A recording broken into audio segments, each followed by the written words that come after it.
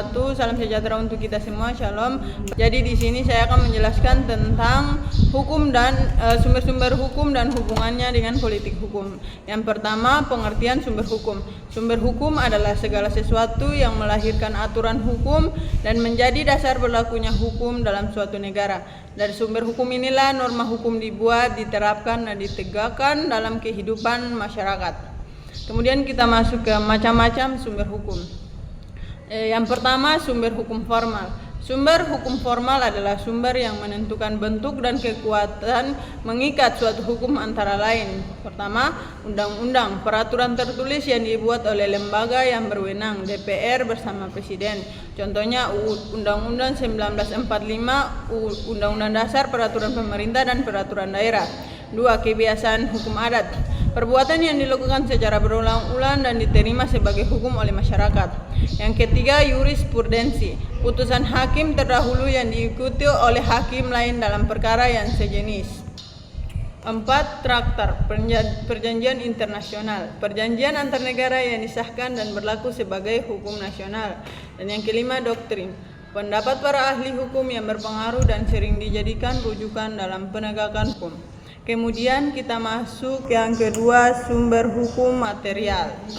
Jadi sumber hukum material adalah sumber yang menentukan isi atau materi hukum, meliputi 1. Nilai-nilai sosial dan budaya masyarakat, kondisi ekonomi dan politik, filsafat dan ideologi negara Pancasila, agama dan moral, dan kemudian 5. Perkembangan ilmu pengetahuan dan teknologi.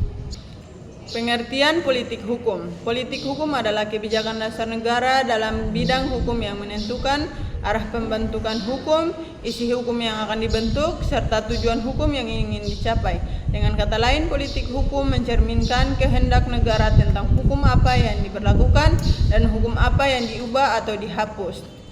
Kita masuk hubungan sumber hukum dengan politik hukum. Hubungan antara sumber hukum dan politik hukum sangat erat dan saling memengaruhi, yaitu 1. Politik hukum menentukan sumber hukum yang diprioritaskan, misalnya dalam sistem hukum Indonesia. Undang-undang menjadi sumber hukum utama karena politik hukum Indonesia menganut sistem hukum tertulis.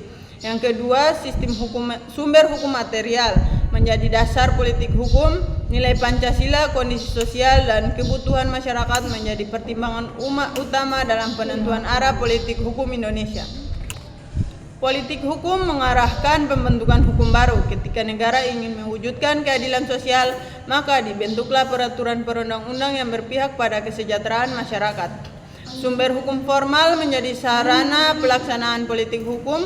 Kebijakan politik hukum diwujudkan melalui undang-undang, peraturan pemerintah, dan kebijakan hukum lainnya.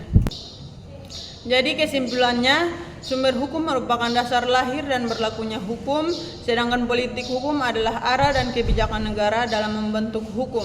Keduanya memiliki hubungan yang erat, di mana politik hukum menentukan arah penggunaan sumber hukum dan sumber hukum menjadi alat untuk mewujudnya tujuan politik hukum negara. Baik, itu saja hasil penjelasan dari saya. Kurang dan lebihnya mohon maaf. Wassalamualaikum warahmatullahi wabarakatuh. Shalom.